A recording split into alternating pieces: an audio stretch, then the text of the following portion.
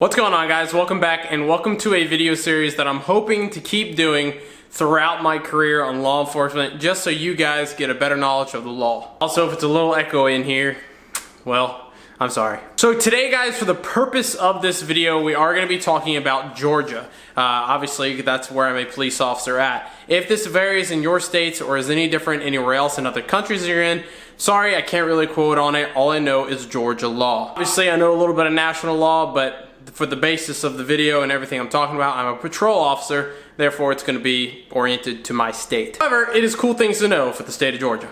So today's video is going to be 5 laws that you probably did not know or didn't know enough about. Well, you probably knew about them, but you didn't know enough about to kind of get an exact idea about it. So number 5. Number 5 is in Georgia we have something called the Open Fields Act. It basically says if you don't take care of land that you have, then it's not covered by the 4th Amendment. If you don't know what the 4th Amendment is, then quickly summarizing it, that doesn't protect you. It protects you from searches and seizures. To make this simpler, if you have a house and you have 15 acres, and out of those 15 acres, you only have 1 acre cut, like, you know, your lawn cut, and that's where your house is, the other 14 acres is not covered by the 4th Amendment. It also is not covered by other people going through it. So it actually surprises a lot of people simply by the fact of no trespassing signs. In the state of Georgia, just because there is a no trespassing sign does not mean that you can't go onto that property. I'm probably going to get a lot of hell for this, but that's actually the truth. Does this mean you can go to every no trespassing sign you see and just cross it and start doing hoodlum stuff? No. If you're asked to get off the property, that's all it'll be. You'll be asked to get off the property, and if you're asked again, you'll most likely be arrested for criminal trespass. However, no trespassing signs on any area that is not taken care of can actually be on. Officers can search on and everything else. Just because it's your property, if you show no taking care of it whatsoever, then it's more or less by the Open Fields Act. You can search it and do whatever you want. However, a good way around this is building a path, like an actual path that you mow and have very well taken care of throughout the entire property. That way all of that is held under the 4th Amendment. So much more into that, but that's kind of the outside spectrum on that. Number 4. This one I kind of knew before going to the police academy and becoming a police officer, and some of you might already know. You can get, in Georgia, a DUI on anything that is declared a motor or just a regular vehicle. So yes, you can get a DUI on your grandpa's horse. You can also get a DUI on bicycles, scooters, anything along those lines that has wheels. If it has wheels or it's self-propelled, whatsoever, you can get a DUI on it. Yes, that's a lawnmower too. Another cool thing to number 4 is you can actually get a DUI on private property. In the state of Georgia, if you are mowing your lawn in your backyard on your private property and you are shit-faced, technically you can be charged with DUI. Do cops enforce that?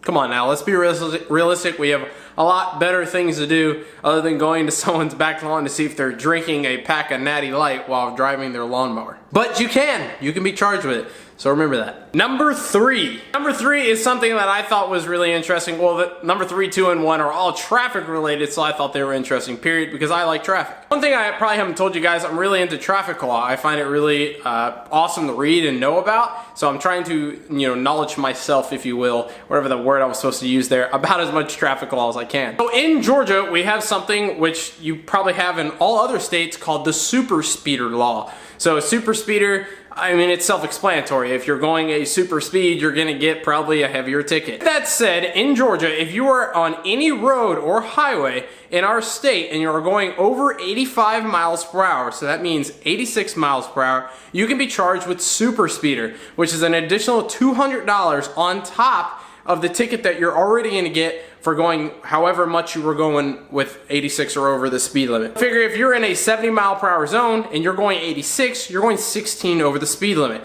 So you'll pay that ticket on top of another $200 penalty, and I don't know 100% sure, but I'm more than sure it also carries more points on your license. Also, another stipulation to the super speeder law. Not only on public highways or roadways, if you're on a 2-lane road, so that means one way in both directions with a double salt yellow line in between. If you're going 75 miles per hour at any time on those type of roads, you can also be charged with super speeder. The thumb is 85 anywhere and 75 when there's only 2 lanes, so one way, both way. If you're going that fast, you can get a super speeder ticket. Your insurance probably won't appreciate it. Number 2. So number 2, admittedly, I was probably gonna put this as number 1 simply because we used to be a motorcycle channel thing, but I'm gonna put it as number 2. So as many as you guys know, or probably everyone knows, you cannot lane split in the state of Georgia. It is illegal, period.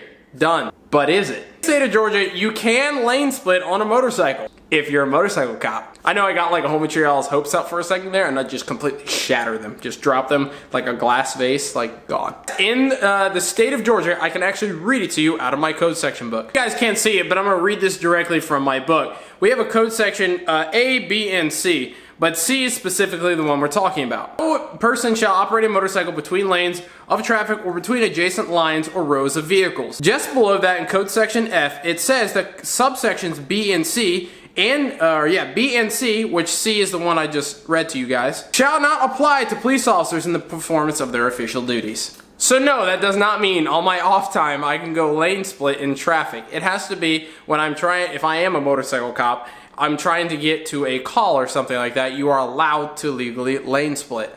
Number 1. So this one actually took me by surprise the most out of any of the things I've told you guys in the academy. It 100% took me by surprise because I actually didn't know this. Many of you guys are familiar with the charge of fleeing and eluding in a vehicle. Obviously, you guys would know it best based off of like high-speed pursuits. Any type of vehicle, motorcycle, any type of vehicle pursuit. So yes, running on a horse is a high-speed pursuit. And not high-speed, but it's a fleeing, eluding charge. Fleeing and eluding charge. However, I bet a lot of you guys did not know that a fleeing and eluding charge is actually a misdemeanor. Fleeing and eluding is a misdemeanor on its own in a higher aggravated nature. However, it doesn't become a felony until you reach one of 5 things. I'm also gonna read this from my code book because I don't remember this by heart, and I thought it'd be a lot better to read it to you guys. So if you're being chased by the police, which you're already being an idiot, it is a misdemeanor in the high aggravated nature, and it does not turn into a felony unless you operate the vehicle in 20 miles per hour over the posted speed limit. Pretty much happens in every single police chase. Strike or collide with another vehicle or pedestrian. So if you just bump a car, boom, felony.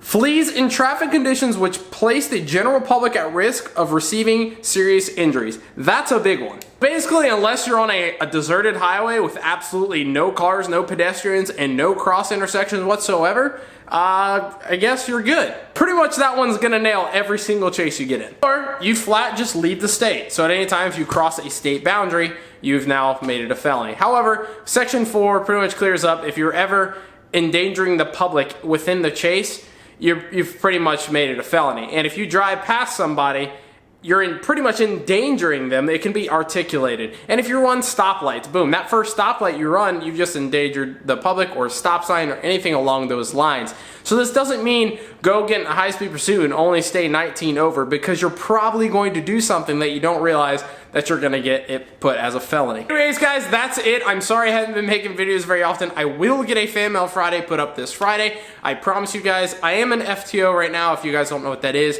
It's field training officer. Basically it's a phase. I'm sitting with another officer and I'm on patrol now, and I'm learning that way, so a lot of my days are taken up by learning and preparing for the next day. I'm trying to do the best I can to be the best officer I can. I've said it a million times, I know I sound like a broken record, but at the end of the day, guys, my police career is my priority. If I can't upload for a couple weeks at a time, or something goes wrong to where I just can't flat upload anymore, my police job is my priority. Although 7 years on YouTube has been great, I'm always going to continue upload as much as I can. But like I said, at any time, if it jeopardizes my police career and where I want to go in life as a person and not so much a YouTuber, I will drop it like a bad habit. But I appreciate you guys watching the videos. I want to do more top 5s like this. I think it'd be pretty cool to give you guys some more knowledge of the law in Georgia and in general. I don't know if there's any topics down there you guys would want to know, any video topics you guys are curious to hear from me as being a first officer. I'm sure maybe there's FTO questions. I would love to see them, so or hear from them or whatever, and I'll make a video about it. Watching, guys, I appreciate it. Thanks for being patient with me, because I know a lot of you guys have been very patient, and I will see you guys on the next video.